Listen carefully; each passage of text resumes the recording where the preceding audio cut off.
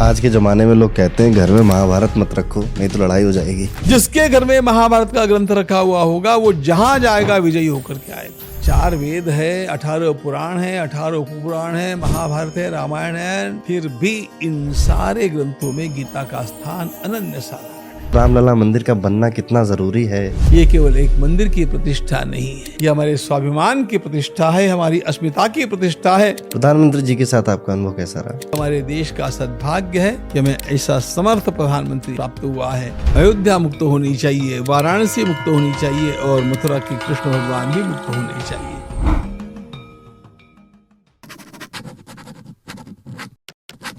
दोस्तों, आज का ये पॉडकास्ट काफी खास होने वाला है। यहाँ पर गोविंद देवगिरी महाराज जी से हमने बहुत सारे अनमोल वचन सुने हैं। महाराज जी को इंट्रोडक्शन की जरूरत नहीं है, इनको बहुत लोग बहुत आराम से जानते हैं, लेकिन अगर इनको कोई नहीं जानता है तो मैं आपको एक छोटा सा संदर्भ बता दूं। ये वही महाराज जी हैं जिन्होंने प्रधानमंत्री जी का व्रत तुड़वाया था जब राम मंदिर का उद्घाटन हो रहा है। पिक्चर्स आप अपने सामने देख सकते हैं। इसके अलावा भी सरकार हो, चाहे बिजनेसमैन हो, पॉलिटिशियंस हो या फिर कोई भी व्यक्ति हो, महाराज जी का जो प्रभाव है वो सभी के जीवन पे बराबर है। इस पॉडकास्ट में हमने महाराज जी से जाना है कि वो छोटी छोटी चीजें जो हमारा मिथ बन गई हैं या वो झूठ जिनको हम सच मानने लग गए हैं, उनके पीछे का लॉजिक क्या है और उसको किस तरह से देखा जाना चाहिए 2024 में। साथ ही साथ इस पॉडकास्ट में महाराज जी ने गीता कैसे पढ़ी जाती है, कौन सा चैप्टर पहले पढ़ना है, कौन सा चैप्टर उसके बाद पढ़ना है, कौन से श्लोकों पे ध्यान देना है, और गीता के कई सारे श्लोकों का मतलब भी उन्होंने बताया है जो कि काफी इनलाइटिंग होगा आपके लिए। तो ये पॉडकास्ट एंड तक जरूर देखिएगा। और सबसे अच्छी बात तो ये है कि ये पहला पॉडकास्ट है महाराज जी का जो कि हमारे चैनल पे आने वाला है। इसके अलावा उन्होंने इंटरव्यूज दिए हैं, पर पॉडकास्ट फॉर्मेट ये पहला होने वाला है। तो इस वीडियो को पूरा एंड तक जरूर देखिएगा, आपको बहुत कुछ नया सीखने को मिलेगा। और मैं तो ये भी कह सकता हूं कि आपके सोचने का तरीका, चीजों को देखने का तरीका भी इस पॉडकास्ट के बाद बदल सकता है। जाइए पॉडकास्ट को एंजॉय करिए। गुरुजी एस्ट्रोन पंडित शो में बहुत बहुत स्वागत है आपका। जब भी मैं ऐसे किसी संत महात्मा से मिलता हूं तो मेरे मन में एक सवाल उठता है कि जीवन में ऐसा क्या हुआ कि आप इस रास्ते पे आ गए। सबसे पहली बात यह है कि आप किसी संत महात्मा से मिल रहे हैं जी इस बात को अपने मन से निकाल दीजिए। जी just talk like a friend. तो बचपन से ही हमें ये सब भगवत गीता का पढ़ना, भागवत का श्रवण करना, समर्थ रामदास स्वामी का एक ग्रंथ है दासबोध नाम का, जो मैनेजमेंट की हाईएस्ट बुक में उसको मानता हूँ। उसके 2 समास रोज पढ़ना। समास आप समझेंगे नहीं तो चैप्टर समझ लीजिए। ठीक। वो मराठी है। और दूसरी बात, गीता प्रेस का साहित्य हमारे घर में खूब था। और गीता प्रेस के साहित्य को मुझे बहुत अच्छे लगते थे, उनके जो चित्र होते थे। तो एज ए स्मॉल बॉय वो चित्रों को देखना मुझे बहुत अच्छा लगता था। वो चित्र आकर्षक चित्र थे, तो चित्रों को देखते देखते फिर थोड़ा पढ़ते गए, पढ़ते पढ़ते उस पढ़ने में रस आ गया। और यह बाल्यकाल का हमारे घर का वातावरण एक बात। दूसरी बात, बाहर संघ विचारों के साथ मेरा बहुत घनिष्ठ परिचय हुआ और इसके कारण बड़े अच्छे अच्छे त्यागी, ज्ञानी, विरक्त लोगों के साथ उठने बैठने का, उनकी बात को सुनने का मुझे बचपन से अवसर मिला। फिर एक बात तो थी, पिताजी हमारे बड़े वोराशियस रीडर थे। घर में ग्रंथों का बड़ा संग्रह था। इस कारण फिर जो ग्रंथ घर में नहीं थे, हम ग्रंथालयों का बहुत उपयोग करते थे। यू वोंट बिलीव, मैं 13-14 वर्ष का था उस समय मराठी की एक बड़ी पुस्तक, जिसका नाम भी आजकल की पीढ़ी को शायद पता नहीं है, लेकिन 100 वर्ष के पूर्व वह मराठी का सबसे उत्तम ग्रंथ माना जाता था, निबंधमाला, चिपळूणकर की। इतना बड़ा ग्रंथ मैंने पूरा उस समय पढ़ लिया था। स्वामी दयानंद सरस्वती जी का सत्यार्थ प्रकाश 13-14 वर्ष में मैंने पूरा पढ़ लिया था। मैट्रिकुलेशन को आते आते 10वीं में मैंने स्वामी विवेकानंद का, स्वामी राम तीर्थ का पूरा साहित्य पढ़ लिया था। तो अपने आप घर का वातावरण, ये संगति और ये मेरा पढ़ने का शौक, इसका परिणाम ऐसा निश्चित रूप से होने लगा कि एक बात तो पक्की हो गई कि I won't live a common life. सामान्य लोगों का जिस प्रकार का जीवन होता है वैसा नहीं, मुझे कुछ तो भी मेरे जीवन में उदात्त कुछ तो भी होना चाहिए, बड़ा कुछ तो भी होना चाहिए। और फिर उसमें ऐसा हो गया, जैसे ही हम मैट्रिक हुए तो प्रातस्मरणीय पूज्य पांडुरंग शास्त्री जी आठवले, जो एक महान चिंतक थे, महान कार्यकर्ता थे और भगवद गीता के महानतम प्रचारक थे, उनकी एक संस्था तत्व ज्ञान विद्यापीठ ठाणे, वहाँ पर मैं पढ़ने के लिए चला गया। और वो एक आश्रम था, लेकिन हमारे गुरुजी जो वहाँ पर पढ़ाने वाले थे बहुत मैच्योर्ड और बड़े अच्छे लोग थे। मैंने वहाँ के ग्रंथालय का बड़ा अच्छा उपयोग किया। अब ये सारा वातावरण ही ऐसा मुझे मिलता गया, ये भगवान की कृपा मैं मानता हूँ, कि विचार सुदृढ़ होते गए और पूज्य दादा के सहवास में एक दृष्टिकोण पक्का हो गया जीवन की ओर देखने का।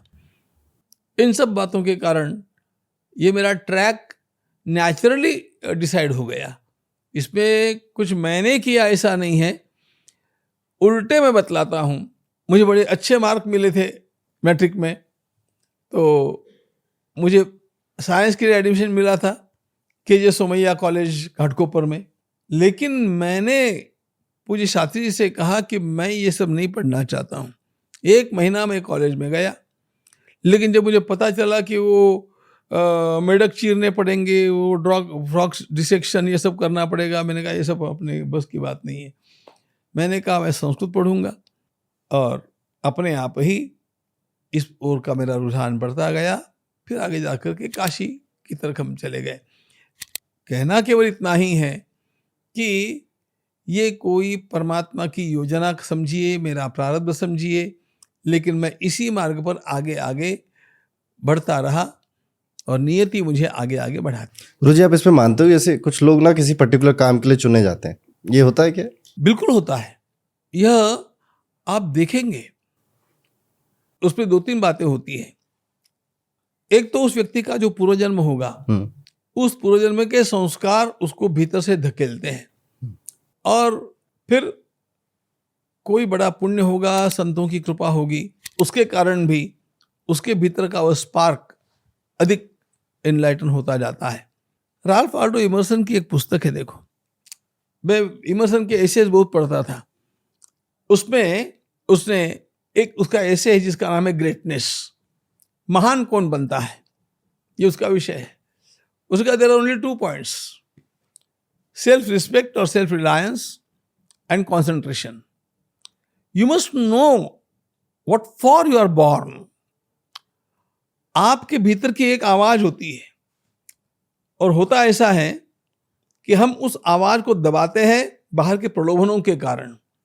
जैसे मेरे बारे में मैं आपको बतलाता हूं तो क्लैरिफाई हो जाएगा। मैं मेडिकल के लिए चुना गया था, और जब मैंने दादा से कह दिया कि मैं तो ये पढ़ने वाला नहीं हूं, मुझे संस्कृत पढ़ना है, तो मुझे दादा ने तो कहा कि तुम घर पर जाओ, क्योंकि तुम्हारे पिताजी कहेंगे कि मैंने तुम्हारा ब्रेन वॉश किया है, एक बार तुम्हारे पिताजी से बात करके आओ। मेरे गांव के मेरे प्रिंसिपल, मेरे हाई स्कूल के सारे अध्यापकों से मेरा संबंध बहुत अच्छा था, बहुत अच्छा था। वो पर्सनल था, अभी अभी तक था। तो उनको जब पता चला कि मैं साइंस छोड़ करके ये पढ़ने वाला हूँ, तो उन्होंने मुझे कहा कि अरे तुम क्या कर रहे हो, पागल हो गए क्या? मेरे सब टीचर्स ने मुझे कहा कि तुम संस्कृत पढ़ करके क्या करोगे, इसमें क्या मिलने वाला है, आगे मेडिकल लेकर के तुम डॉक्टर बन सकते हो, कितना भी कमा सकते हो। तब मैंने उत्तर दिया कि मैंने थोड़ा शांति के साथ अपना स्वयं का एनालिसिस किया, और मेरे ध्यान में एक बात आई कि डॉक्टर बनकर के मैं खूब पैसा कमा करके भी सुखी नहीं होऊंगा, मुझे भीतर से समाधान नहीं मिलेगा, और संस्कृत पढ़ करके मुझे भिक्षा भी मांगनी पड़ी तो भी मेरे भीतर से मुझे समाधान रहेगा कि yes, I am living for some good cause. तो ये जो अपना सेल्फ रिस्पेक्ट है, क्या होता है, बाहर के प्रलोभनों के कारण आदमी सोचता है कि मुझे वो करना चाहिए, दैट इज लुक्रेटिव जॉब, उसमें से मैं कमाऊंगा, but he is not cut for that. परमात्मा ने उसके भीतर कुछ दूसरा गुण रखा हुआ होता है। मैं आपको टैगोर जी का उदाहरण बतलाता हूं। गणित में टैगोर जी बिल्कुल मतिमंद थे, उनको किसी प्रकार का गणित गणित आता ही नहीं था।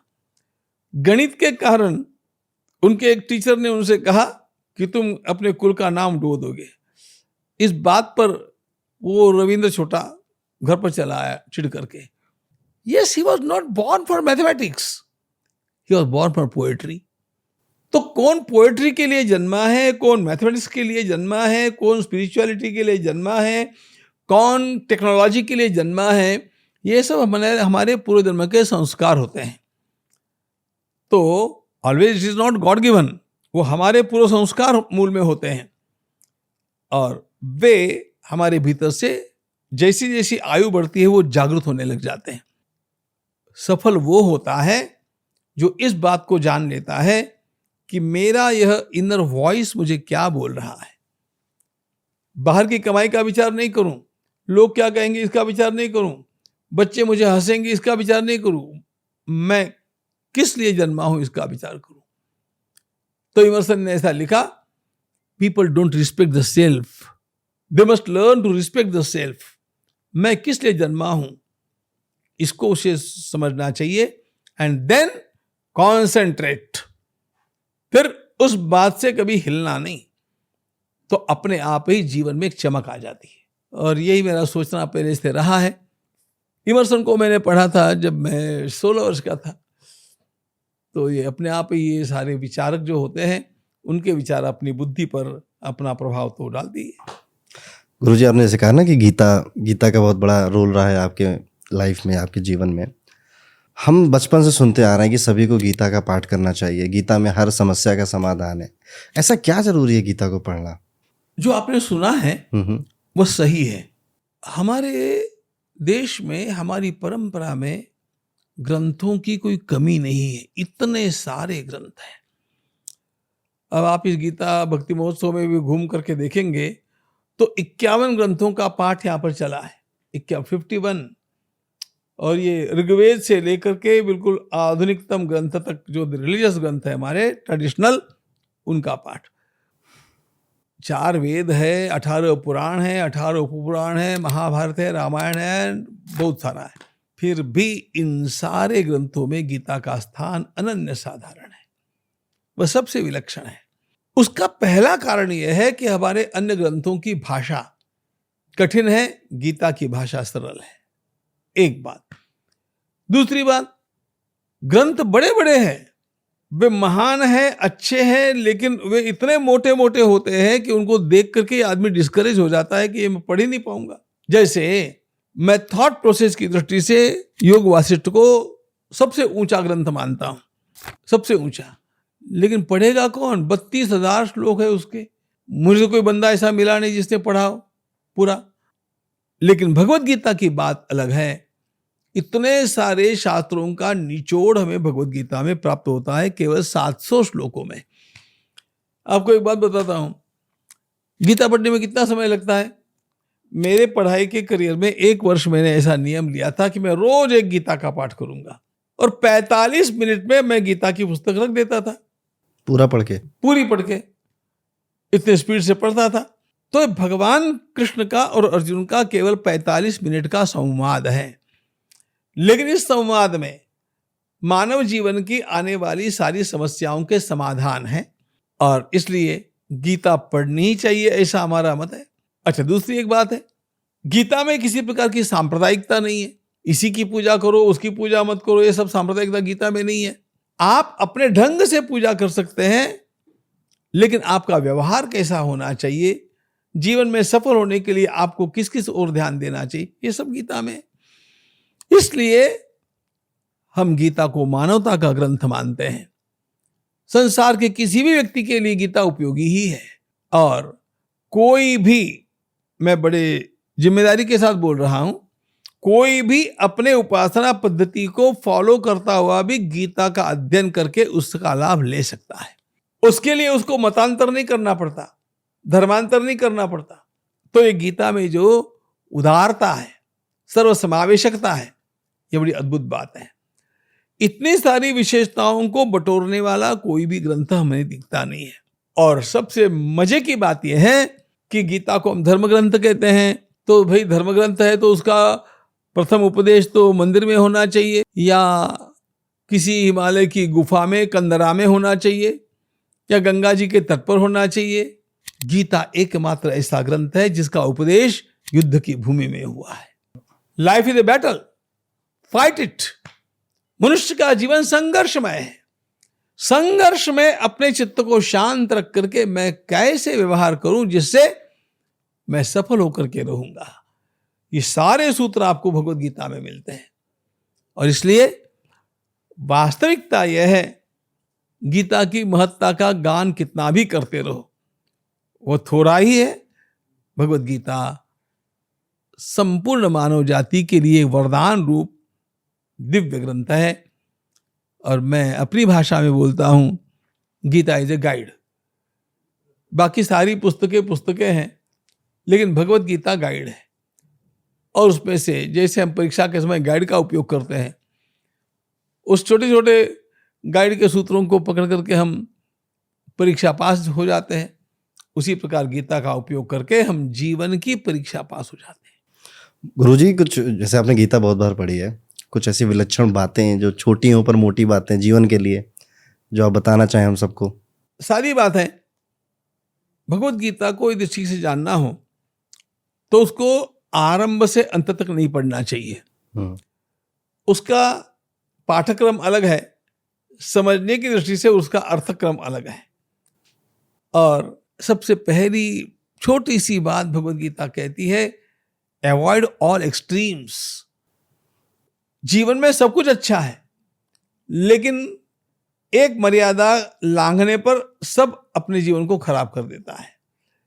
इसलिए चाहे हमारा उठना बैठना है, चाहे हमारा खान पान है, चाहे हमारा लोगों में मिक्सअप होना है, चाहे हमारा विश्राम करना है, चाहे हमारा काम करना है, इन सब बातों का संतुलन रखते हुए कैसे चलना चाहिए, ये गीता ने गीता ने तो योग की व्याख्या ही ये की है।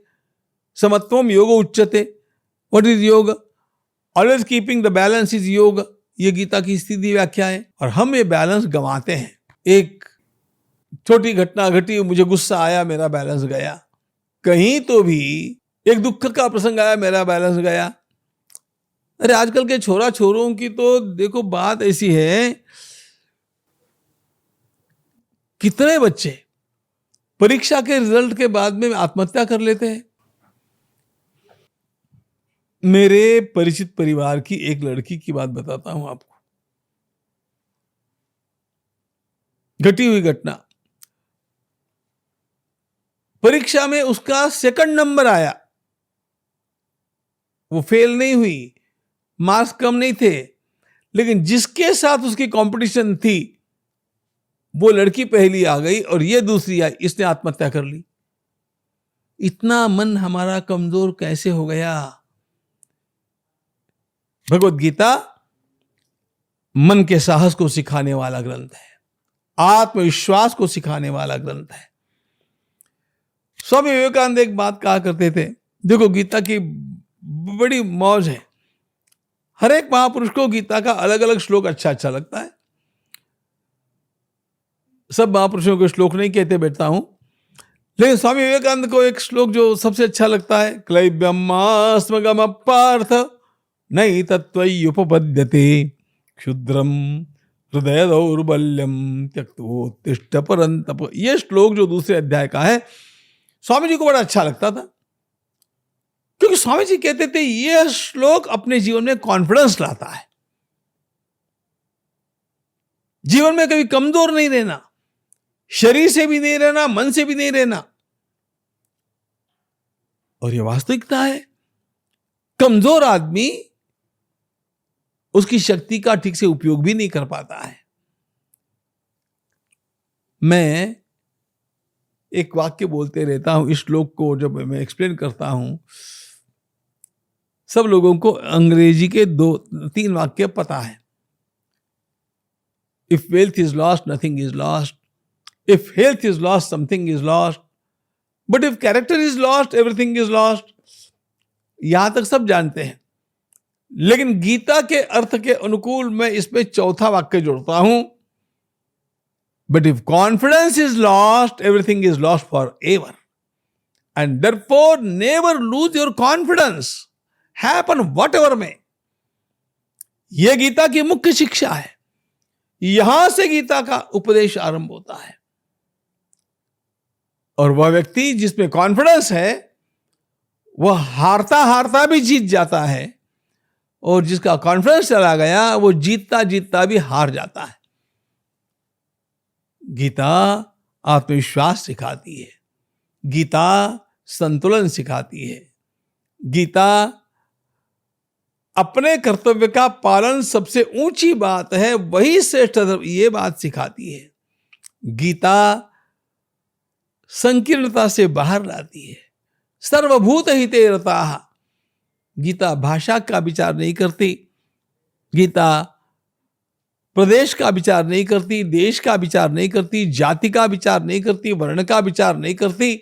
गीता संपूर्ण मानव जाति का विचार करती है. यह भी कहना गलत है. गीता केवल मानव जाति का विचार नहीं करती, गीता पूरे एग्जिस्टेंस का, सारे अस्तित्व का विचार करती है. इसलिए सबके साथ हमारा व्यवहार कैसा होना चाहिए, ताकि ये सारी सृष्टि भी मेरे अनुकूल रहे, ये सब गीता सिखाती है.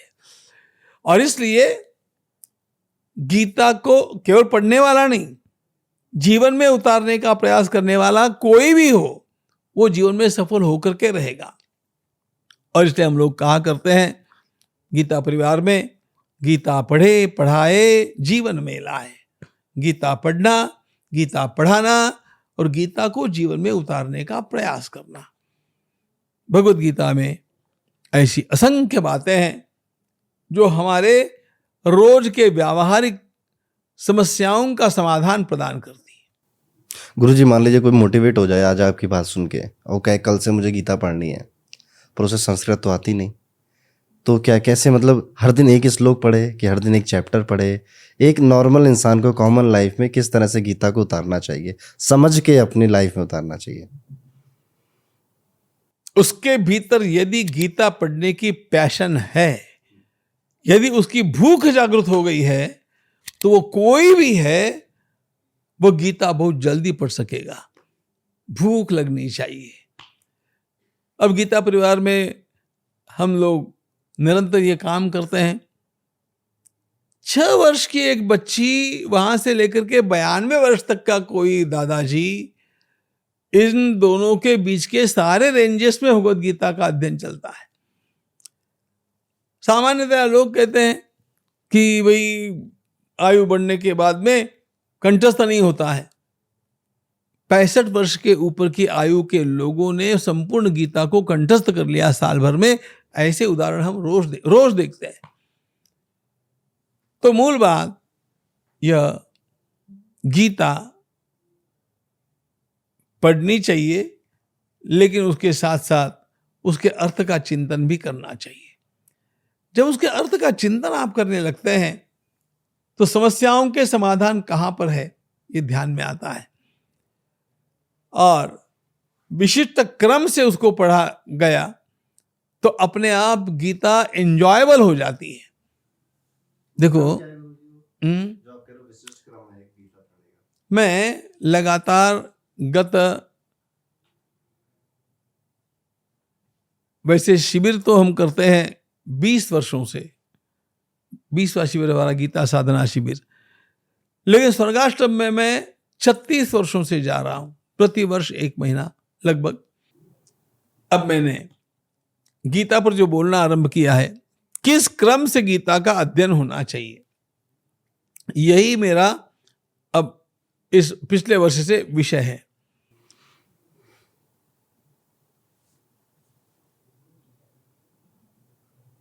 भगवत गीता का दूसरा अध्याय लोग पढ़ना आरंभ करते हैं. इतनी गहराई की बातें उसमें हैं कि लोगों के मन में विचार आता है कि ये तो पूजा करने का ही ग्रंथ है. इसलिए हम कहते हैं कि पहले दूसरे अध्याय को पढ़ो ही मत. Where to begin? सबसे पहली बात, जीवन का संतुलन सिखाने वाले 6ठे अध्याय के जो श्लोक हैं, मुझे भूखे भी नहीं रहना है, मुझे अधिक भी नहीं खाना है, मुझे पड़े ही नहीं रहना है, मुझे जागरण भी नहीं करना है, मुझे केवल काम काम काम में ही नहीं दौड़ना है, विश्राम भी करना है और पड़े नहीं रहना है, एक्टिव भी रहना है। ये जो गीता का the principle of golden mean, सुवर्ण मध्य को लेकर के, संतुलन को रख करके काम करना, यहां से गीता का पढ़ना आरंभ होना चाहिए। अब ये हो गया, तो उसके साथ साथ मेरे अपने जीवन में कुछ आसपास के लोगों के प्रति मेरे कर्तव्य होते हैं, मैं उनका निर्वाह करूं। मैं छात्र हूं, पढ़ना ही मेरा धर्म है। मैं अध्यापक हूं, पढ़ाना मेरा धर्म है। मैं सैनिक हूं, सीमा की रक्षा करना मेरा धर्म है। मैं वैज्ञानिक हूं, निरंतर खोज में लगे रहना मेरा धर्म है। भगवत गीता में धर्म शब्द का सीधा सीधा अर्थ कर्तव्य ऐसा होता है, ड्यूटी फर्स्ट। ये गीता की शिक्षा है, ड्यूटी। और केवल गीता की नहीं, गीता, महाभारत और वाल्मीकि रामायण, इन तीनों ग्रंथों में धर्म शब्द जो आता है वो इस अर्थ में आता है। तो अपने कर्तव्य को न्याय देना, ये बहुत बड़ी बात है। मैं अपने कर्तव्य के साथ कभी भी किसी प्रकार का समझौता करूंगा ही नहीं, यह धर्म है। तो इस प्रकार का धर्म पालन करने का विचार यदि एक परिवार के सब लोग करने लग जाए, वो परिवार सुखी हो जाएगा। तो एक कर्तव्य की बुद्धि, एक कर्तव्य की प्रेरणा, यह भगवत गीता की विशेषता है। तो यहां से मेरे व्यक्तिगत जीवन का संतुलन, मैं जिस परिवार में रहता हूं उस परिवार का संतुलन, मैं जिस समाज का अंग हूं उस समाज में संतुलन, सर्वत्र संतुलन लाने का प्रयास करते रहना, यह मनुष्य का अत्यंत महान कर्तव्य है। किस अध्याय में मिलता है ये संतुलन वाला? जी, ये किस अध्याय की बात है? ये है 6ठे अध्याय में। 6ठे अध्याय में ये सारी चीजें। हाँ। ओके। जैसे मैं आपको श्लोक बोल के दिखा दूं, युक्त आहार विहारस्य, ये तो मैंने अभी बोला, लेकिन नात्यष्टतुस्तु योगोस्ति न चैकांत मनस्नतः न चाति स्वप्नशीलस्य जागृतो नैव चार्जुन। जो बहुत उपवास करता रहेगा उसको योग सिद्ध नहीं होगा। भूखे मरने वाले को, जो ज्यादा खाएगा वो योगाभ्यास नहीं कर पाएगा। जो बहुत सोएगा उससे योगाभ्यास नहीं होगा। जो रोज जागरण करेगा उससे भी योगाभ्यास नहीं होगा। जो केवल कामिक, आजकल एक शब्द आया ना, वर्कोहोलिक, वो काम काम काम काम में ही डूबा है और विश्राम नहीं करता, उससे भी योगाभ्यास नहीं होगा, उसका कर्तव्य अच्छा नहीं होगा। और जो काम करता ही नहीं है, खाली बटर गश्ती करता है, उससे भी नहीं होगा। ये सारे बैलेंस के विचार भगवत गीता के 6ठे अध्याय में आए। और गीता में वे इसलिए आए कि 6ठा अध्याय यह ध्यानाभ्यास का अध्याय है। आत्मसंयम योग उसका नाम है। तो जिसको ध्यान करना है उसे पहले अपने को प्रिपेयर करना पड़ता है। अब देखो, केवल ध्यान करना ही योग नहीं है, पढ़ाना भी योग है, पढ़ना भी योग है, लड़ना भी योग है, अरे चलना भी योग है। हम योगमय जीवन बना ले जिसमें बैलेंस बना रहेगा, और ये बैलेंस हमारे जीवन का, यह हमें सर्वत्र विजयी करता जाएगा। ऐसा गीता में क्रम क्रम से आगे बढ़ाते बढ़ाते बढ़ाते संतुलन से आरंभ किया, साक्षात्कार पर्यंत समाप्ति कर सकते हैं।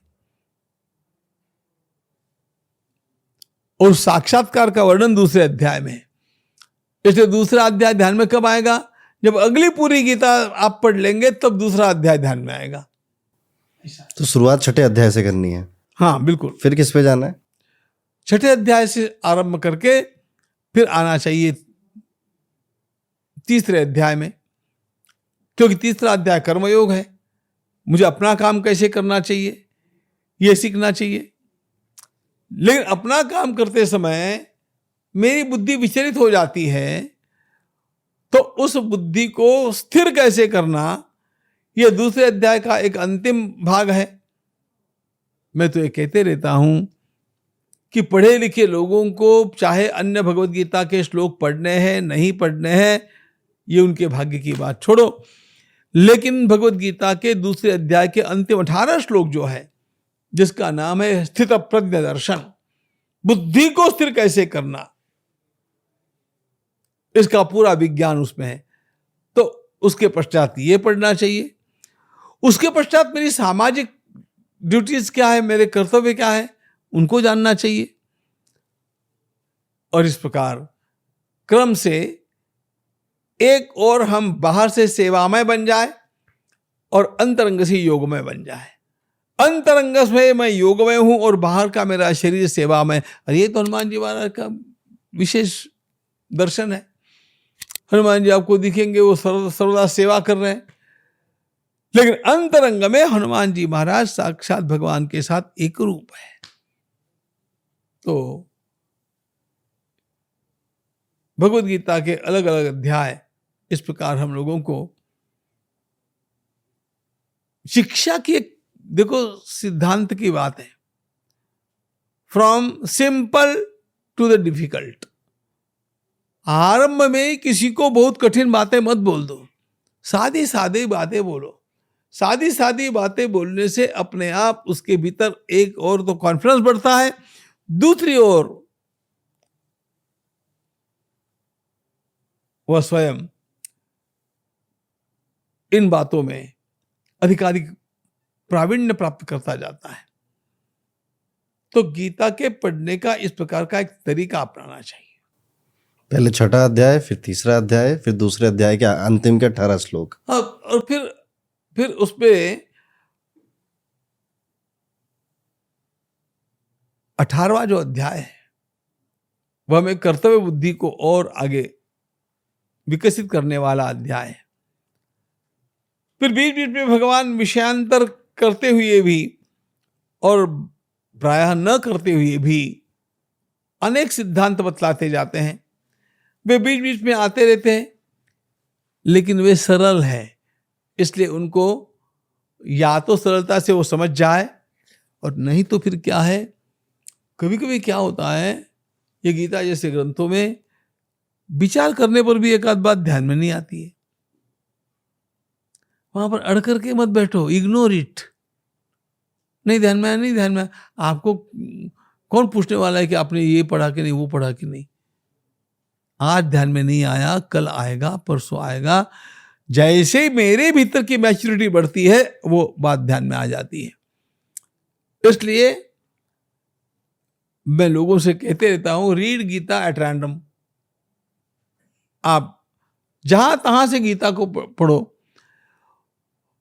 और मुख्य बात, गीता के साथ खेलना शुरू करो। हम गीता को माता जी मानते हैं। अम्ब त्वाम अनुसंदधामि भगवत गीते भवद्वेष। परंपरा ने गीता को मां कहा है। छोटे बच्चे को मां के पास संकोच करने की आवश्यकता नहीं होती है। इसलिए हम लोग एक बात का ध्यान रखते हैं कि भगवत गीता का पठन कर्मकांड नहीं बन जाए। कर्मकांड होने पर वो मैकेनिकल हो जाता है। हम उसके भावों को समझने का प्रयास करें, जीने का प्रयास करें, और से चलते रहना चाहिए। तो भिन्न भिन्न स्थानों में ऐसे भिन्न भिन्न अनेक विषय भगवद गीता में बिखरे हुए हैं। अपनी बुद्धि से उसको सुसंगत लगाना चाहिए। गुरुजी, गीता की हमने बात करी। गीता महाभारत का अंग है, और महाभारत में हनुमान जी भी हैं, यहाँ भी हनुमान जी हैं, ठीक है।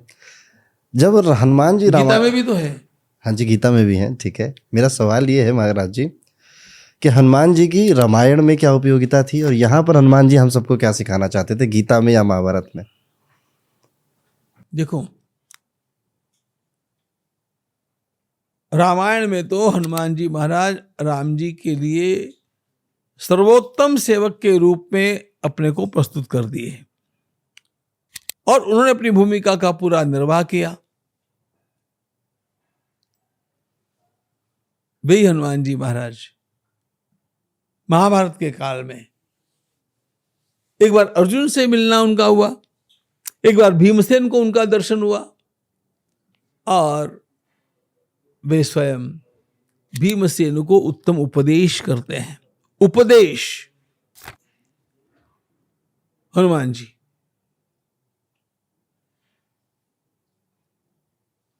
और एक बात बतला देते हैं, हनुमान जी और भीमसेन में एक संबंध है। दोनों भी वायु के पुत्र हैं, दोनों भी। तो हनुमान जी ने कहा, देखो भीम, जब युद्ध होगा अर्जुन के रथ के ऊपर बैठ करके मैं भुभुक्कार करूंगा।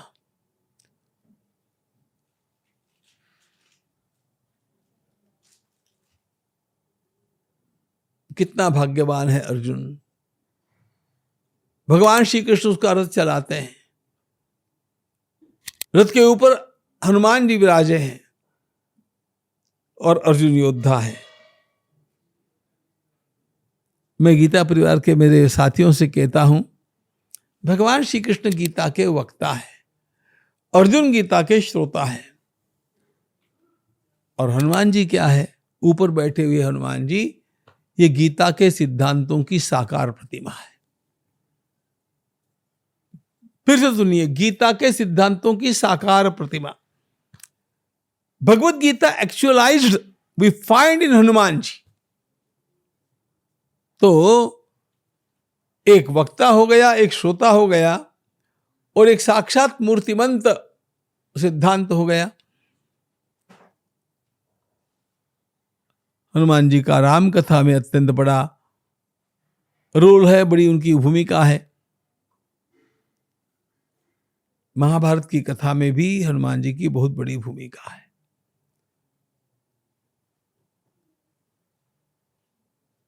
गुरुजी, ये जो अर्जुन जी जी और भीमसेन दोनों से मिलकर के हनुमान जी ने कहा अलग अलग प्रसंगों में कि आप चिंता मत करना, मैं आपका कार्य करूंगा। एक मौज की बात आपको बताता हूं। हनुमान जी महाराज विजय की देवता है, विजय की। वो जिधर रहेंगे उधर विजय होगी, ये बात है। हम महाभारत रामायण में एक संघर्ष देखते हैं, बाली और सुग्रीव का। बाली और सुग्रीव में संघर्ष है। बाली बलवान है, बाली के पास सत्ता है, संपत्ति है। सुग्रीव के तथाकथित अपराध के कारण बाली ने उसको मारना चाहा। सुग्रीव भाग गए तो बाली ने उसकी पत्नी को अपने पास रख लिया। सुग्रीव को यह भी डर है कि बाली कभी भी आकर के मुझे मार सकता है, इसलिए वो भयभीत रहता है। सब कुछ गंवाया हुआ सुग्रीव और सारी शक्ति जिसके हाथ में है ऐसा बाली। बाली इंद्र का पुत्र है, सुग्रीव सूर्य का पुत्र है। बाली और सुग्रीव की लड़ाई रामकाल में है। वही सूर्य पुत्र और इंद्र पुत्र की लड़ाई महाभारत काल में भी है। महाभारत काल में अर्जुन इंद्र के पुत्र है और कर्ण सूर्य का पुत्र है। तो सूर्य का पुत्र और कर्ण का पुत्र हर युग में लड़ते हैं। द्वापर युग में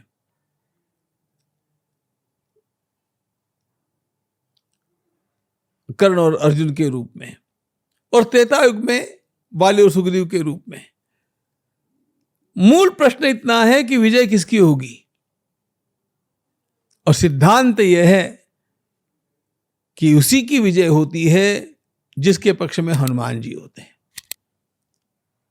राम कथा में बाली और सुग्रीव में हनुमान जी सुग्रीव के साथ हैं, इसलिए राम कथा में सूर्य के पुत्र सुग्रीव को विजय प्राप्त हुई।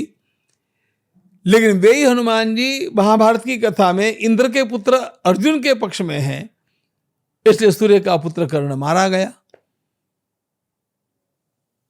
हनुमान जी महाराज की ये महिमा है। वे विजय की देवता है, सफलता की देवता है। वे जिस पक्ष में रहेंगे उस पक्ष को विजय प्राप्त होगी, ये सीधी बात। एक दूसरी बात बतलाता हूं, वे दैवत हैं, पराक्रमी है, ये एक बात हो गई, लेकिन वे सबसे बड़े चिंतक हैं। He is the biggest planner. और कभी आपको देखना होगा तो हनुमान जी चिंतन कैसा करते हैं, how to come to a conclusion, इसके बारे में मैंने हनुमान जी जितना उत्तम किसी को भी देखा नहीं। क्या करते, प्रसंग ऐसा है, सीता जी के अन्वेषण के लिए गए हैं, बहुत खोज की है लेकिन सीता जी मिली नहीं। प्रयास तो पूरा कर लिया, फिर क्या करना। रावण के एक महल के सौध के ऊपर यानी छत के ऊपर बैठे बैठे ठंडी हवा में हनुमान जी विचार कर रहे, नो व्हाट टू डू। मैं जिस काम के लिए आया हूं वो काम मैं नहीं कर पाया, अब मुझे क्या करना चाहिए। और बड़ी मजे की बात यह है कि वो मेरे सामने 3 विकल्प है, मैं ये कर सकता हूं, ये कर सकता हूं, ये कर सकता, लेकिन इन 3 विकल्पों में भी इसका लाभ ये है, इसका नुकसान है सब। तो फिर क्या करना, पहला विकल्प छोड़ दिया, तीसरा भी छोड़ दिया, दूसरा विकल्प लिया। हनुमान जी महाराज ने सब किया है, मेरे सामने इतने इतने विकल्प हैं, मैं सागर में डूब करके आत्महत्या कर सकता हूं, या यहीं पर लंका में वनवासी के रूप में निवास करके अपना जीवन यापन कर सकता हूं। उसका परिणाम क्या होगा, हनुमान जी उस परिणाम को लिखते हैं। तो फिर मुझे क्या करना चाहिए। ऐसे करते करते हनुमान जी चिंतन करते करते अपने आप अपने ऑप्शंस की शॉर्टलिस्ट बनाते हैं। फिर उसमें किसको फॉलो करना, इसके बारे में भी उपासना के साथ वे स्वयं एक मार्ग चुनने का मार्गदर्शन हम लोगों को करते हैं। तो इस प्रकार से हनुमान जी स्वयं विजय की देवता है, पराक्रम की देवता है, बुद्धिमत्ता प्राप्त करने की देवता है। सामान्यतया हम लोग ऐसा देखते हैं कि ये हनुमान जी का मंदिर हो, चाहे हनुमान जी की आराधना हो, ये सब उन लोगों के लिए है जो शक्तिमान बनना चाहते हैं। ऐसी बात नहीं है।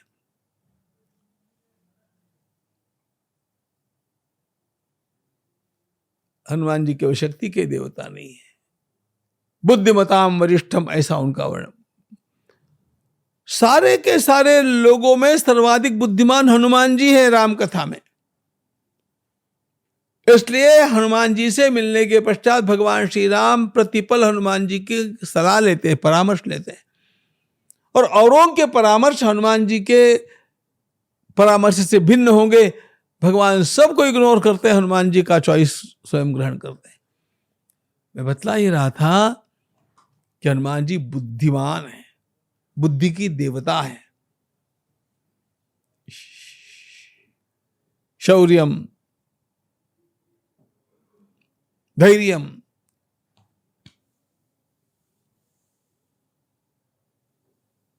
उनके स्मरण से शौर्य बढ़ता है, धैर्य बढ़ता है। धृतिर्दाक्षम, धैर्य, दक्षता बढ़ती है, और प्राज्ञता, बुद्धिमान। नए साधनम, कहीं पर भी लोगों को जोड़ना है। 4 लोग जब इकट्ठे होते हैं ना, मत मतांतर होकर के, झगड़ा होकर के, आर्ग्यूमेंट होकर के, लोग एक दूसरे से कटते जाते, टूटते। हनुमान जी का काम जोड़ने का काम, वो लोगों को टूटने नहीं देते हैं। ऐसे कितने प्रसंग हैं। प्राज्ञता, नए साधनम, और अजाड्यम, वाक् सुरत्व। हनुमान जी बड़ी चपल है, और हनुमान जी सबसे उत्तम बुद्धिमान वक्ता है। वाक् सुरत्वंच हनुमत स्मरणात् भवेत्। इसलिए शास्त्रकार कहते हैं जो जो हनुमान जी को याद करेगा उसके भीतर ये क्वालिटीज डेवलप हो जाएगी। उनके जैसा आदर्श मिलना कठिन है। गुरु जी, आप हनुमान जी से बहुत बहुत टाइम से जुड़े, अभी आप कह भी रहे थे आपको बहुत प्रिय हैं। कभी हनुमान जी को कहा जाता है कलयुग के वो जीवित देवता है, और आपको कभी अनुभूति हुई है उनकी, कोई ऐसा प्रसंग आपकी पर्सनल लाइफ से रिलेटेड? ऐसे है, लेकिन वो बतलाने जैसे नहीं होते हैं। ओके, ठीक है, कोई समझ नहीं पाएगा इसलिए।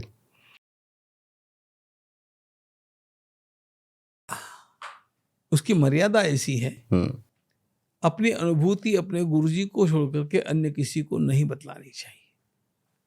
बतलाने से उसकी क्षीणता होती है। हम्म।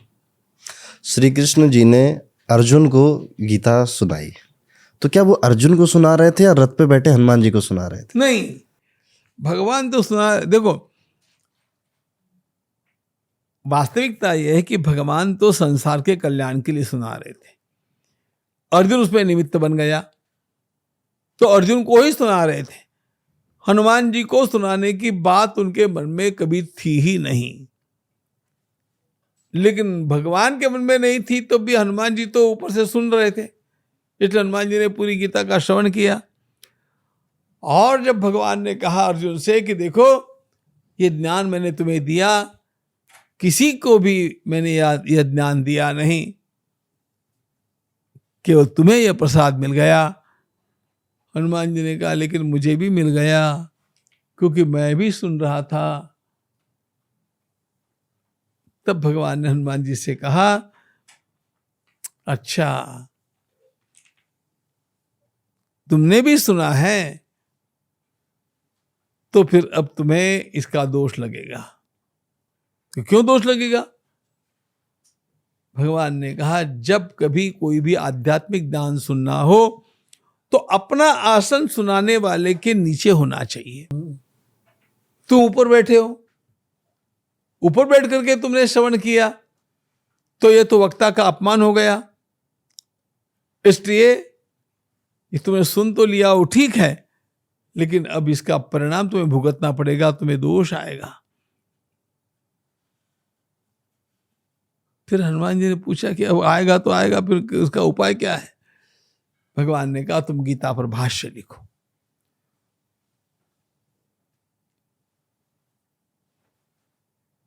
उत्तम वक्ता नीचे बैठा है, श्रोता ऊपर बैठ करके श्रवण करता है, वो पिशाच की योनि में जाता है। हनुमान जी पिशाच रूप बन गए, लेकिन भगवान ने कहा था तुम गीता पर भाष्य लिखो। गीता का भाष्य लिखते लिखते हनुमान जी का वह स्वरूप पुनः पहले जैसा हो गया, पिशाचत्व गया। हनुमान जी के द्वारा लिखे गए इस भाष्य का नाम है पैशाच भाष्य। तो हनुमान जी तो सबसे श्रेष्ठ है, सबसे श्रेष्ठ है। पर आज के जमाने में लोग कहते हैं घर में महाभारत मत रखो, नहीं तो लड़ाई हो जाएगी। इसमें कितनी सार्थकता है? देखो, जिस किसी ने यह विचार किया होगा और लोगों में फैलाया होगा, उसने समाज का बड़ा नुकसान किया। यह एक अंधी बात है। मैंने स्वयं कहां से ये सब अपने समाज में आ गया, ये देखने के लिए पूरे महाभारत को वर्बैटिम पढ़ा। कहीं पर भी मुझे ऐसा मिला नहीं, एक भी स्थान पर कि घर में महाभारत रखना नहीं चाहिए, कि महाभारत पढ़ना नहीं चाहिए। अरे पढ़ना नहीं है तो क्या उसका आचार करना है? तो लोग कहते नहीं, मंदिर में सुनना चाहिए, वो ठीक बात है, लेकिन घर में रखने से, घर में पढ़ने से भी एक अत्यंत बड़ा लाभकारी फल प्राप्त होता है। उसका क्या? घर में रखने से भी लाभकारी होता है। मैं आपको महाभारत की पंक्ति सुनाऊंगा। जो कोई महाभारत को अपने घर में रखेगा और केवल प्रणाम करेगा, उसको क्या क्या मिलेगा? हमारी परंपरा ने कहा, महाभारत में कहा गया कि वो जहां जाएगा विजयी होकर के लौट करके आएगा। जहां जाएगा विजयी होकर के लौट। महाभारत का मूल नाम ही जय है। जयो नामे इतिहासो एवं ऐसा यह ग्रंथ है। लेकिन एक विशेष बात बतलाता हूं। इस निमित्त को लेकर के मैंने खोज चालू रखी। मुझे क्या मिला पता है? महाभारत के अंतिम अध्याय में एक श्लोक आता है, जिसके घर में महाभारत का ग्रंथ रखा हुआ होगा वो जहां जाएगा विजयी होकर के आएगा। भारतम भवने यस्य तस्य हस्तगतो जयः। जिसके घर में महाभारत, वो जहां जाएगा वहां विजयी। ये कितनी बड़ी बात हो गई। लेकिन हमारी अनेक पीढ़ियों में इस प्रकार का एक भ्रांति जाल फैल गया कि महाभारत पढ़नी नहीं, महाभारत घर में रखनी नहीं, महाभारत को स्पर्श करना नहीं। ये सारी बातें बहुत गलत हैं और इसने बड़ा नुकसान किया है। क्योंकि महाभारत यह जीवन के प्रबंधन के लिए सर्वोत्तम ग्रंथ है। मेरी यह पक्की धारणा है। जीवन के प्रबंधन के लिए इतना बड़ा सुंदर ग्रंथ आपको और कोई मिलेगा ही नहीं। गर्भवती स्त्री यदि महाभारत की कथा सुनती है तो उसको क्या प्राप्त होगा? महाभारत का वीरम जनयते पुत्रम कन्यांच जयशालिनी। जो गर्भवती माता महाभारत का श्रवण करेगी उसको होने वाला बच्चा वीर होगा। कन्या हो गई तो भी वो विजयी होगी, जयशालिनी। तो महाभारत पढ़ना नहीं, महाभारत घर में रखना नहीं, महाभारत का स्पर्श करना नहीं, ये सारी भ्रांतियां हैं। और उस परिवार का कल्याण उतना जल्दी होगा जितनी जल्दी ये इन भ्रांतियों से बाहर निकल जाएंगे। गुरुजी, अभी थोड़ी देर पहले आपने कहा था कि आपको कर्तव्य का पालन करना गीता सिखाती है। कर्तव्य का पालन करना, धर्म का पालन करना, आपकी ड्यूटी कितनी ज़रूरी है गीता सिखाती है। पर उन लोगों का क्या जिनके पास कोई कर्तव्य नहीं, कोई मोटिव नहीं, वो बिल्कुल दिशाहीन है, क्या गीता उन्हें दिशा दे सकती है? जिसके जीवन में मोटिव ही नहीं होगा, कोई बड़ा कर्तव्य नहीं होगा, उसका जीवन तो अपने आप बौना ही रह जाएगा। और उसमें गीता बहुत बड़ा सहयोग इसलिए दे सकती है कि गीता आपको अपनी पहचान कराती है। अपनी पहचान। हमारे ज्ञानेश्वर महाराज ने जो गीता पर भाष्य लिखा है वो ज्ञानेश्वरी है। उसमें क्या कहते हैं? ज्ञानेश्वरी पढ़ने से क्या मिलेगा? अच्छा, गीता पढ़ने से क्या मिलेगा? प्रियाची परम सीमा तो भेटे माऊली आत्मा। भगवत गीता का मूल उपयोग आत्मज्ञान। और जिसको यह आत्मज्ञान हो गया, जो स्वयं को समझने लग गया, वो योग्य निर्णय योग्य समय पर लेगा, सफल अपने आप होता जाएगा और ये सारे सूत्र उसको गीता में से प्राप्त हो। गुरुजी, आप गीता परिवार से जुड़े हैं, ठीक है। गीता परिवार में आपने जैसे कहा 6 साल की बच्ची से लोग गीता पढ़ रहे हैं, ठीक है। आपने इन लोगों को जीवन में ज़्यादा सुखी या ज़्यादा सफल देखा है?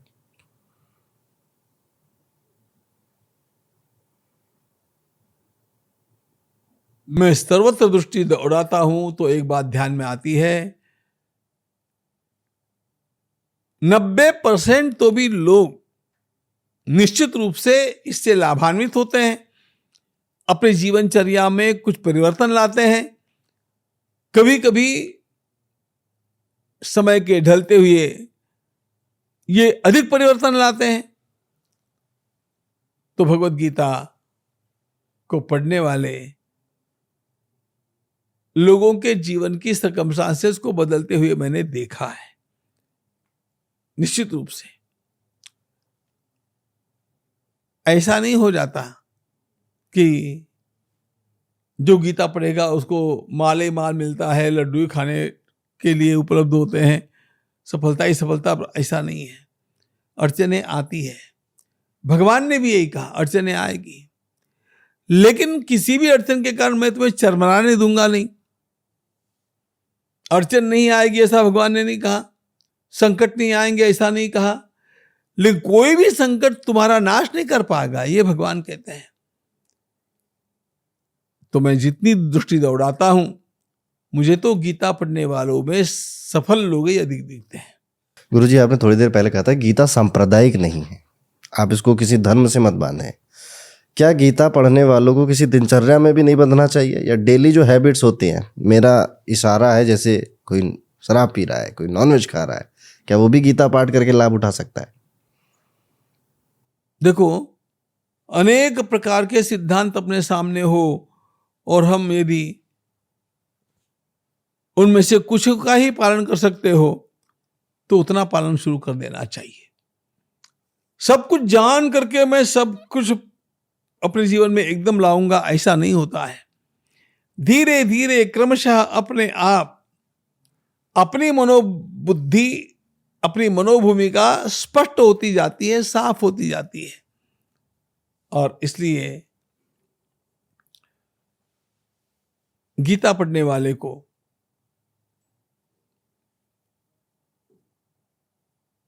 उसके मन के ट्रेनिंग के कारण सही समय पर सही निर्णय लेने का अभ्यास होता है।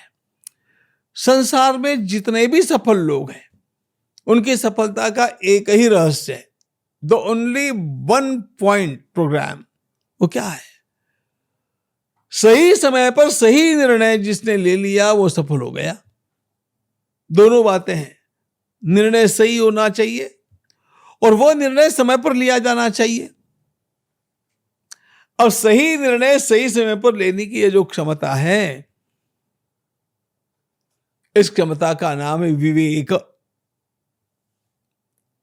गीता विवेक की जागृति का ग्रंथ है। संपूर्ण महाभारत का वर्णन करते समय हमारे संत श्री ज्ञानेश्वर महाराज ने कहा, ये ग्रंथ कैसा है पता है? उनका वाक्य है, विवेक तरु से उद्यान। जो उद्यान का अर्थ है बगीचा, विवेक रूपी वृक्षों के इसमें उद्यान आपको मिलेंगे। इसका अर्थ क्या है? इसका अर्थ जितना जितना चिंतन करता जाएगा, उतना उतना सफलता के सूत्रों से परिचित होता जाएगा। और जब ऐसा वह परिचित होता जाएगा तो अपने आप उसको सफलता प्राप्त होना तो स्वाभाविक है। यह जो विवेक की जागृति की बात मैंने कही, भगवत गीता से एग्जैक्टली विवेक जागृत होता है। भगवत गीता आपको केवल डूज एंड डोंट्स नहीं सिखाती है, आपकी बुद्धि का परिष्कार कर देती है, आपकी बुद्धि को सावधान कर देती है, आपकी बुद्धि को पुष्ट कर देती है, जिसके कारण आपका निर्णय सही समय पर लिया जाता है और सही दिशा में लिया जाता है। सही समय पर लिया गया सही निर्णय जीवन के लिए सर्वाधिक उपयोगी बात है, और यह क्षमता गीता देती है। गुरुजी, गीता पढ़ने से पाप कट जाते हैं? हाँ? पाप कट जाते हैं? पाप क्या है? देखो, भगवत गीता का हर श्लोक, हर वाक्य भगवान श्री कृष्ण के मुखारविंद से निकला हुआ है। भगवान श्री कृष्ण के मुख से निकली हुई गीता मंत्रमयी है, और मंत्रों का उपयोग ही हमारे पूर्व पापों को काटना, नए पुण्यों का उदय करना, इस प्रकार का होता है। इसलिए गीता पढ़ने वाले के पाप तो कटने ही कटने वाले हैं। अब इतना ध्यान रखना चाहिए कि गीता का पाठ मात्र कर लिया और अर्थ को जानने का प्रयास ही नहीं किया तो उसका लाभ तो होगा, लेकिन वह लाभ 50% से भी कम आ जाएगा। ज्ञानेश्वर महाराज ने कहा, जो गीता पढ़ेगा, जो गीता सुनेगा, जो गीता पढ़ करके लोगों को सुनाएगा, जो कुछ कुछ नियम लेकर के गीता को जीवन में लाएगा, ऐसे सब प्रकार के लोगों को फल तो मिलने वाले हैं।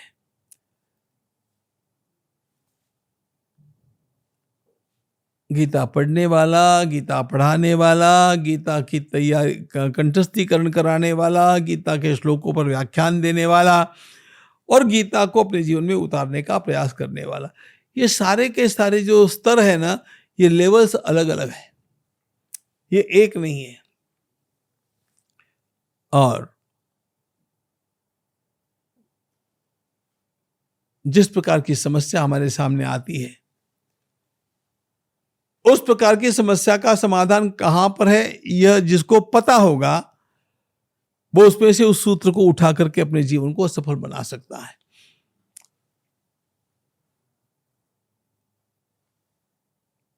पाप कटना, पुण्य निर्माण होना, ये सारी बातें मंत्रों से होती है, ये दान से होती है, ये संस्कारों से होती है। गीता पाठ साक्षात भगवान श्री कृष्ण के मुखारविंद से निकला हुआ मंत्र है और इसलिए उससे पाप कटना तय है। और इसीलिए गीता परिवार में एक विशेष बात आप देखेंगे, हम भगवान श्री कृष्ण के मूल श्लोकों को ही कंठस्थ करना चाहिए, यही आग्रह रखते हैं। गुजराती भाषा में, हिंदी भाषा में, मारवाड़ी भाषा में, मराठी भाषा में गीता के अनेक अनुवाद हैं। अनुवाद का मतलब समझ लो कि जैसा विनोबा जी की गीता ही है। गीता में 700 श्लोक है, विनोबा जी ने 700 श्लोकों में उस गीता का अनुवाद किया। हमें उन बातों से एतराज नहीं है, लेकिन हम गीता परिवार में पढ़ाते नहीं हैं। क्यों? इसलिए कि मंत्र का जप उसके मूल फॉर्म में करना होता है। भगवान श्री कृष्ण के श्रीमुख से निकले हुए जो शब्द हैं, उनको उसी अनुपूर्वी सहित उसी प्रकार के लहजे में जब हम गाएंगे तो पाप को काटेगा, यह बात पक्की है। अब जैसा एक हरिगीता है, हरिगीता यह गीता का हिंदी अनुवाद है, हिंदी पद्यानुवाद है। अब मुझे मूल नहीं आता है तो मैं हिंदी पद्यानुवाद पढ़ करके लाभ होगा कि नहीं? वो होगा, आपकी श्रद्धा है, होगा। लेकिन एक बात पक्की है, मूल संस्कृत के श्लोकों को पढ़ करके जो लाभ होगा वो किसी बात से नहीं होगा, क्योंकि वो भगवान श्री कृष्ण के श्रीमुख की वाणी है। हम उसको इसके लिए बड़ा महत्व देते हैं कि मूल श्लोक आने चाहिए।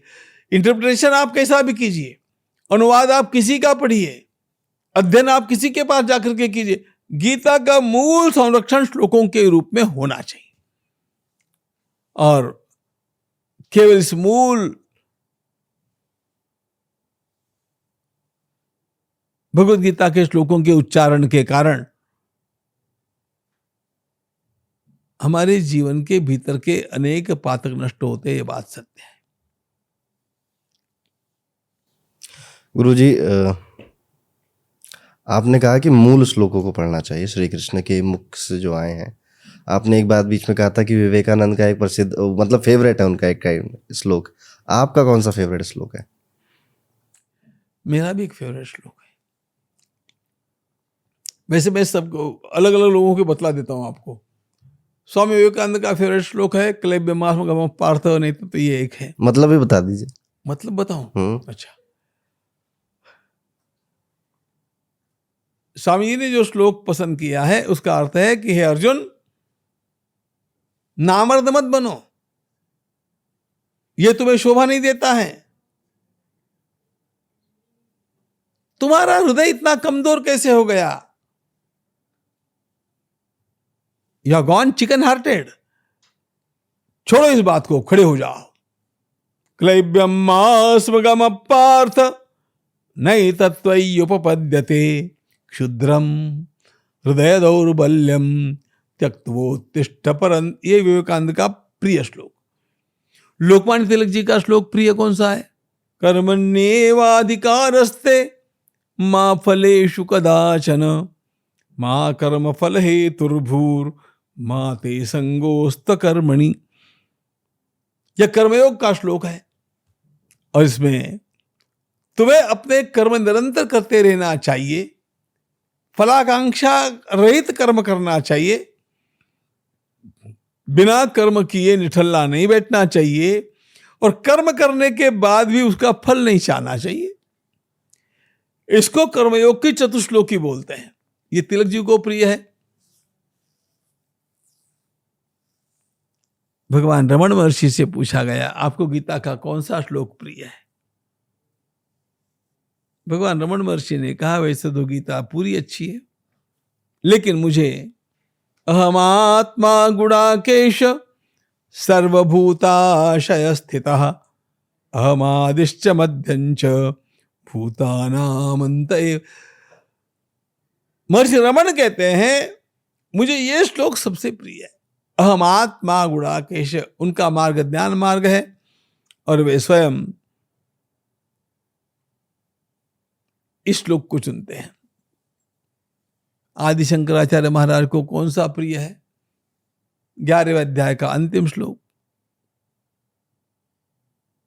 मत कर्म कृन् मत परमो मत भक्त संग वर्जितः निर्वैरः सर्वभूतेषु यस्य माम एति पांडव।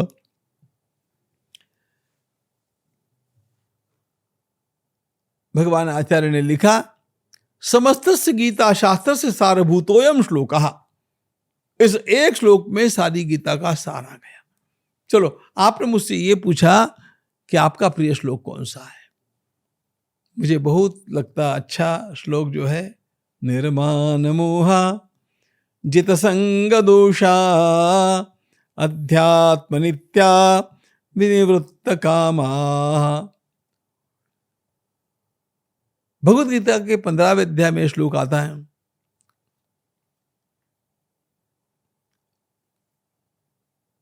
और इस श्लोक में आत्मज्ञान की प्राप्ति के लिए अथवा परमात्मा तक पहुंचने के लिए कैसे चलना चाहिए, इसके सारे सूत्र दिए हैं।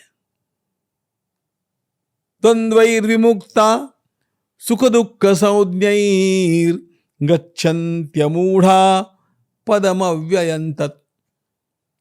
इस एक श्लोक को ही कोई ध्यान में रखे तो उसको सारे के सारे सूत्र ध्यान में आ जाते हैं, इसलिए मुझे अच्छा लगता है। गुरुजी, हमने बहुत गीता की बात करी, अब थोड़ी रामलला की बात करना चाहेंगे। आप रामलला फाउंडेशन के कोषाध्यक्ष हैं, और आपने प्रधानमंत्री का व्रत तुड़वाया, वो सब हम लोगों ने वो वीडियो देखा। आपका ये अनुभव रामलला मंदिर का बनना कितना ज़रूरी है, ये कैसा रहा, इस अनुभव के बारे में कुछ बताइए। देखो, केवल अनुभव की बात नहीं, ये हमारी पैशन रही कि किसी भी प्रकार ये मंदिर बनना ही चाहिए। गत लगभग 30 वर्षों में मेरी एक भी कथा ऐसी नहीं हुई है जिसपे मैंने ये कहा नहीं कि मंदिर भव्य बनाएंगे, मंदिर वहीं बनाएंगे। We had a passion for it, क्योंकि यह मुझे केवल एक मंदिर नहीं रहा, हमारे संपूर्ण राष्ट्र का अपमान करने वाले जो चिन्ह इस देश में बचे हैं, आक्रांताओं ने हमारे देश पर अत्याचार किया, मंदिरों का विध्वंस किया, और ये चिन्ह उन्होंने पूरे समाप्त नहीं किए, आधे आधे तोड़े। क्यों आधे तोड़े? ताकि हमारा हृदय जलता रहे। किसी को उसके अपमान की याद रोज रोज रोज रोज दिलाते रहेंगे तो उसका कॉन्फिडेंस नष्ट हो जाता है। हिंदू समाज को इस प्रकार से अपने विध्वंस हुए मंदिरों को देख करके अपने आप मन में ग्लानि आती है, कचोटता है मन कि ऐसा हुआ और हम कुछ नहीं कर पाए, कुछ नहीं कर पाए। अभी भी मैंने कहा, गीता आत्मविश्वास निर्माण करने का आग्रह रखती है। इस देश के सनातन समाज के आत्मविश्वास को जागृत करने के लिए इस मंदिर का बनना आवश्यक था। इसलिए मैंने उस दिन के भाषण में पहले एकदम कहा था, मेरा पहला ही वाक्य इस प्रकार कहा था कि ये केवल एक मंदिर की प्रतिष्ठा नहीं है, ये हमारे स्वाभिमान की प्रतिष्ठा है, हमारी अस्मिता की प्रतिष्ठा है, हमारे आत्मविश्वास की प्रतिष्ठा है। व्यक्तिगत जीवन में जैसे आत्मविश्वास होना चाहिए, वैसे राष्ट्रीय जीवन में भी आत्मविश्वास होना चाहिए। प्रधानमंत्री जी के साथ आपका अनुभव कैसा रहा? प्रधानमंत्री जी के साथ मैं जितनी बार मिला हूं, मुझे तो बहुत अच्छा अनुभव रहा है।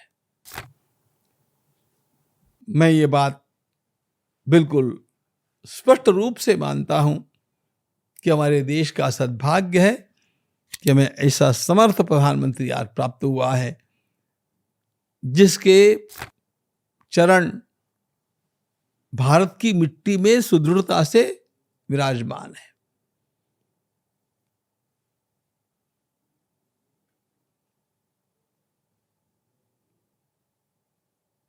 सत्तर वर्षों में हम लोगों ने अपने देश का कितना कितना क्या क्या गंवाया, उसकी सूची बनाना भी कठिन है। कितना कितना हम कर सकते थे, गत 10 वर्षों में इतना कर लिया, तो 70 वर्षों में हम कहां के कहां पहुंच जाते। लेकिन इच्छा शक्ति विहीन नेता या जिनकी धारणाएं इस देश की परंपरा से जुड़ी हुई नहीं है, ऐसे नेता होने के कारण वे कुछ नहीं कर पाए। हमारे वर्तमान प्रधानमंत्री में ये बात तो एकदम पक्की है कि यह किसी प्रकार का स्वार्थ लोलुप व्यक्ति नहीं है। देखो, मैं उनके घर पर गया था, उनकी माताजी कैसे घर में रहती थी। भारत के प्रधानमंत्री के घर, माताजी का घर यह 3.5 कमरों का था, बस एक छोटे से घर में उनका निवास था। उनके सारे भाई, उनके सारे रिश्तेदार अपने अपने वैसे ही काम कर रहे हैं। तो निस्वार्थता है, ये त्याग है। तो गुरुजी, अयोध्या तो झांकी है, काशी मथुरा बाकी है। इस भाव में आप कितना यकीन करते हैं? देखो, हम लोग आरंभ से काम कर रहे हैं इस विषय को लेकर के श्रद्धेय अशोक जी सिंघल के साथ। माननीय अशोक जी स्वयं एक अत्यंत सुबुद्ध राष्ट्रभक्त व्यक्ति थे। उन्होंने स्वयं चिंतन करके इस बात का निर्धारण किया था कि आक्रांताओं ने इस देश को बर्बाद करने के लिए यहाँ के मंदिरों को इतनी बड़ी मात्रा में तोड़ा है कि ये घाव बहुत देर तक ऐसे के ऐसे रिश्ते रहने वाले हमारे मन में। इसलिए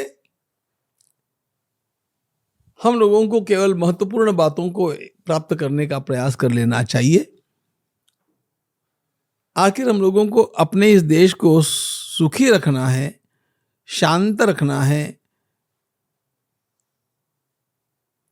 तो छोटी मोटी इन सारी कलह की बातों को बार बार उजागर नहीं करना चाहिए। लेकिन अयोध्या, काशी और मथुरा, ये 3 बड़े ऐसे मंदिर हैं और जहां पर ये आक्रांताओं को मूल मंदिरों को विध्वंस करके बनाई हुई इमारतें हैं, ये स्पष्ट दिखता है। वहां पर आज उसको लेकर के बैठे हुए समाज को ये चाहिए कि वो स्वयं आगे आवे और राजी राजी इन 3 मंदिरों को लौटा दें, इन 3 मंदिरों के स्थानों को लौटा दें, तो हम बाकी सारी की सारी बातें भूल जाएंगे। और वह इतिहास में होना बहुत आवश्यक है, क्योंकि लगातार हम संघर्ष ही संघर्ष में रहेंगे तो विकास नहीं होगा। इसलिए ये बात हम आज नहीं, बहुत पहले से बतला रहे हैं। संतों ने ये बतलाया, संतों ने हम लोगों को आदेश दिया कि अयोध्या मुक्त होनी चाहिए, वाराणसी मुक्त होनी चाहिए और मथुरा के कृष्ण भगवान भी मुक्त होने चाहिए। तो होने चाहिए, यही मेरी भूमिका है। लेकिन मेरी अवश्य ये भूमिका है कि इसके लिए हम वातावरण बनावें। इसको किसी भी प्रकार हिंदू मुस्लिम संघर्ष का रूप न दें। इस प्रकार का रूप देना ये दुर्दैवी बात है, क्योंकि अभी इसी मंदिर में भी कितना बड़ा अच्छा योगदान हमारे अन्य धर्मीय बांधवों ने दिया, विशेष रूप से मुस्लिम बांधवों ने दिया। तो काशी मथुरा अयोध्या के पश्चात पुनर्निर्मित हो, इसके बारे में मेरे मन में किसी प्रकार की न हिचक है न कोई संशय है, कोई भ्रांति नहीं होना चाहिए। बस ये राजीपन से हो जाए, प्रेम को बचाते हुए हो जाए, ये बहुत बड़ी बात होगी और ये देश के लिए बड़ी कल्याण की बात होगी। गुरुजी कभी किसी नास्तिक से मिले आप? नास्तिक से मिले किसी? किसे? नास्तिक जो भगवान में आस्था नहीं रखते। मैं जब मैट्रिकुलेशन होकर के और अगली पढ़ाई करने लगा तो वो हमारा विषय था कंपैरेटिव फिलॉसफी, तौलनिक दर्शन। तो भारतीय दर्शन शास्त्र में हम लोग पढ़ते थे चार्वाक को ही पहले पढ़ा जाता है, और पाश्चात्य दर्शनों में पहला आता है डेकार्ट। चार्वाक भौतिकता सिखाता है और डेकार्ट तर्क सिखाता है। तो आरंभ में दृष्टिकोण ऐसा बन गया था। अच्छा, मैं स्वयं जय कृष्णमूर्ति का श्रोता था और जय कृष्णमूर्ति एक शब्द का प्रयोग बार बार करते थे, कंडीशनिंग। मुझे को लगने लग गया कि कहीं मैं मेरी पहली पढ़ाई के कारण कंडीशन तो नहीं हो गया, मेरी बुद्धि के ऊपर कोई ऐसे तो संस्कार नहीं हो गए कि जिसके कारण मैं किसी की बौद्धिक गुलामगिरी स्वीकारूं।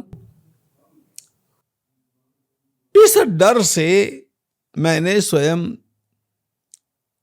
इन सारी बातों को नकार करके, इनको दूर करके और अध्ययन और चिंतन करना आरंभ किया।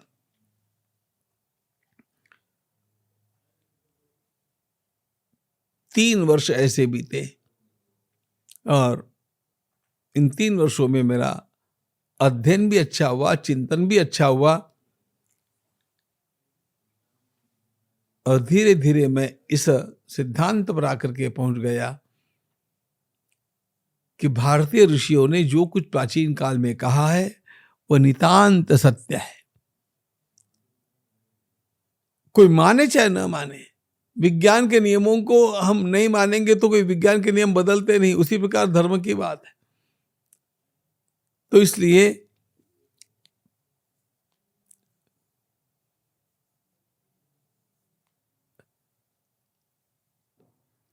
इस अध्ययन के उपरांत, तार्किकता के उपरांत, लेकिन एक बात ध्यान रखना, तार्किकता ऐसी नहीं थी कि मैं मानता नहीं हूं, ऐसा नहीं। मैं भगवान में मानता हूं, यह भी एक मान्यता है, और मैं नहीं मानता हूं, यह भी एक दूसरी मान्यता ही है। हमें लॉजिक यह सिखाता है कि किसी भी एक बात को पकड़ो नहीं। What is the scientific way? I will make a search. मैं उसकी खोज करूंगा। खोज करने पर नहीं मिला तो नास्तिक, लेकिन बिना खोज किए, बिना अध्ययन किए मैं हां कह दूं तो भी मुझे गलत लगता है, ना कह दूं तो भी गलत लगता है। इस दृष्टि से मैंने खोज की और मैंने भारतीय संस्कृति को परिपूर्ण पाया। गुरुजी, अब हम अपने पॉडकास्ट के आखिरी चरण में आ गए। जो हिंदू या सनातन धर्मी श्रोतागण हमें देख रहे हैं, बच्चे हैं, बूढ़े हैं, उनके लिए कोई मैसेज आपकी तरफ से? आपने मुझे बच्चे हैं, बूढ़े हैं ऐसा कह दिया, तो सबके लिए एक मैसेज नहीं होता है। बिल्कुल छोटे बालकों से मैं ये कहूंगा कि खूब पढ़ो, खूब खेलो और पढ़ने में आपकी शालेय पढ़ाई जो है उसके साथ साथ महापुरुषों के जीवन चरित्र पढ़ो। कार्लाइल का एक वाक्य है, What else is history but the lives of great people or the stories of great people? History is nothing but the stories of great people. महापुरुषों की जीवनियां पढ़ते पढ़ते आदमी के भीतर महापुरुषत्व आ जाता है।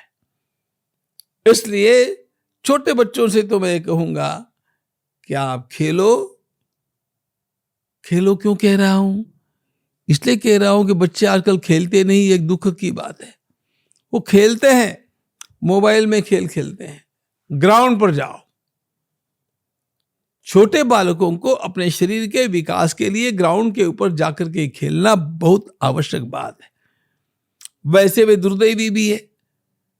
ऐसे घरों में, ऐसे शहरों में रहने को मिलता है कि नीचे की जमीन भी दिखती नहीं है, वो सीमेंट से ढकी हुई है और ऊपर आकाश दिखता नहीं है। ये कोई प्राकृतिक जीवन तो नहीं है। इसलिए घर से बाहर निकल करके ग्राउंड पर उनको खेलना बहुत आवश्यक है। बिना खेले बालकों का विकास नहीं होगा। खेलने का मतलब ग्राउंड पर खेलना, मैदान में। दूसरी बात, अपना अपना अध्ययन ठीक करना। और तीसरी बात, महापुरुषों की जीवनियां पढ़ते रहना। चौथी बात, मुझे उनको कुछ भी नहीं कहनी है। एक बात, जब कोई बड़ा होता है, अब युवा हो गया, तो मैं उससे ये पूछता हूं कि तुम अपनी कमाई का कितना हिस्सा अपने माता पिता को देते हो? तुम कितना कमाते हो ये नहीं पूछता हूं, क्योंकि उससे मुझे कोई मतलब नहीं है। लेकिन तुम्हारे कमाई का कौन सा हिस्सा तुम माता पिता के लिए खर्च करते हो? क्योंकि विदेशों के संस्कारों की आंधी के कारण हमारे अनेक दीपक बुझ गए और हमारे भीतर यह भाव निरंतर जागृत रहना चाहिए कि हम भगवान के हैं, हम श्री राम के हैं।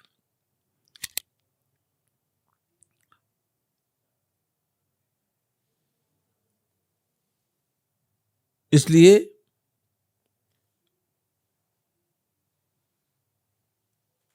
हमारी संस्कृति के इन सारे जीवन मूल्यों को अपने जीवन में लाने का प्रयास किया जाना चाहिए। उसमें पहला जीवन मूल्य होता है माता पिता का आदर।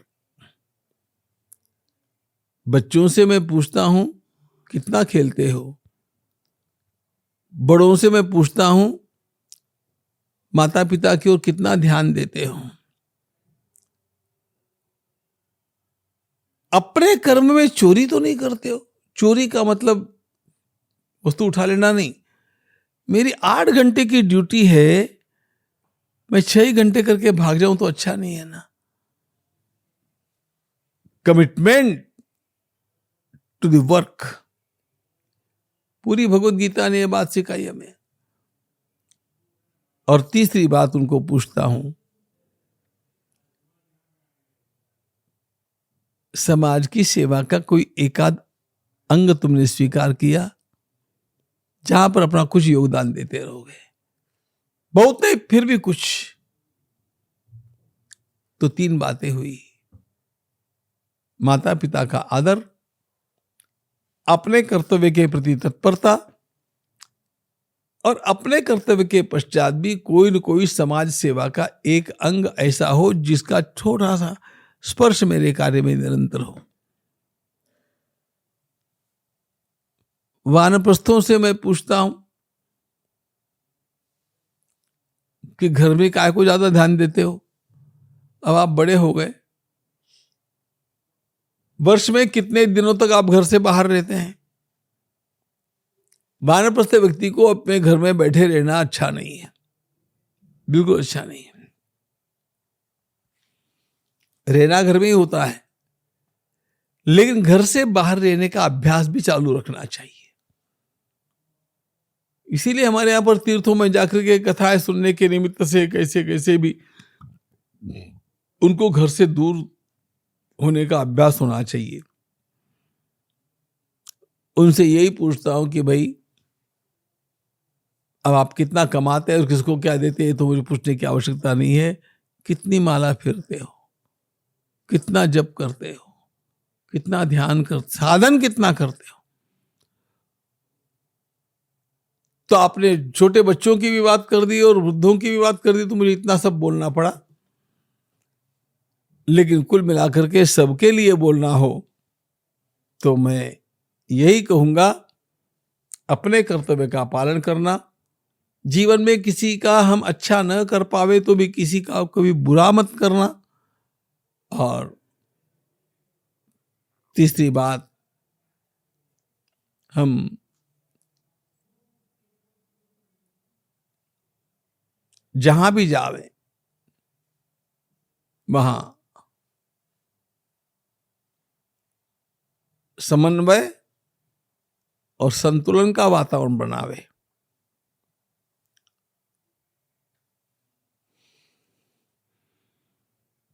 छोटी मोटी बातों के लिए हम आग्रही बन जाते हैं। आग्रही बनने से जीवन का विकास रुक जाता है और इसलिए थोड़ा अनाग्रही बनना भी आवश्यक है।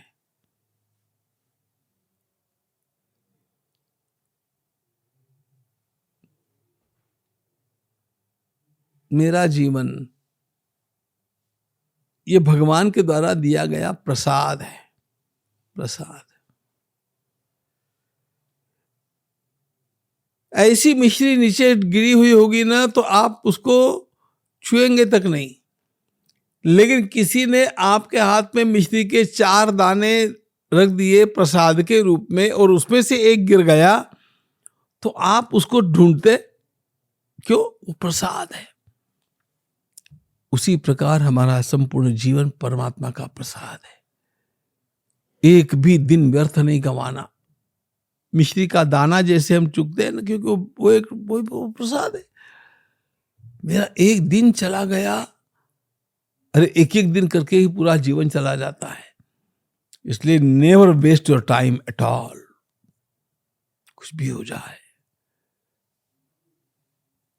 समय का सदुपयोग, अपनी शक्तियों का सदुपयोग। ये आपकी शक्तियां निरंतर रहने वाली नहीं है। किसी का रूप भी टिकता नहीं, किसी का बल भी टिकता नहीं, किसी की विद्या भी टिकती नहीं। ये सब नष्ट होते जाते हैं बाद में। इसलिए समय के रहते इन सब का सदुपयोग किसी अच्छे काम में करते रहना अत्यंत आवश्यक बात है। इतना भान रखने पर मनुष्य का जीवन अपने आप स्वर्गमय बन जाता है। गुरुजी, मेरा अंतिम प्रश्न आपसे है कि आप 75 ईयर्स यंग हो गए हैं और आपने अपने जन्म उत्सव पे ये भव्य गीता महोत्सव किया। गीता महोत्सव का क्या औचित्य क्या था आपके मन में इसको करने का? देखो, अब 75 वर्ष के तो हो गए, मेरे हाथ की बात नहीं थी, होते ही जाते। लेकिन प्रेम करने वाले लोगों को ऐसे लगता है कि वर्षगांठ मनाई जानी चाहिए, वार्षिकोत्सव होना चाहिए। अब चूंकि हम सबसे पहले गीता प्रचार के गीता परिवार के नाम से जुड़े हुए थे, इसलिए मेरे मित्रों ने मेरे जन्मदिन का नाम ही बदल दिया। उसका प्रतिवर्ष का नाम भी गीता भक्ति दिवस ऐसा है। अब गीता क्यों महत्वपूर्ण है ये मैंने आपको बतलाया। गुरुजी, मेरे साथ पॉडकास्ट करने के लिए आपका बहुत बहुत धन्यवाद। बहुत धन्य हूँ आपके, इतने समय तक मैं आपके साथ बैठा रहा। फिर जीवन देगा मुलाकात करने का मौका तो फिर मिलेंगे। तब तक के लिए राधे राधे। आपको भी बहुत बहुत धन्यवाद। राधे राधे।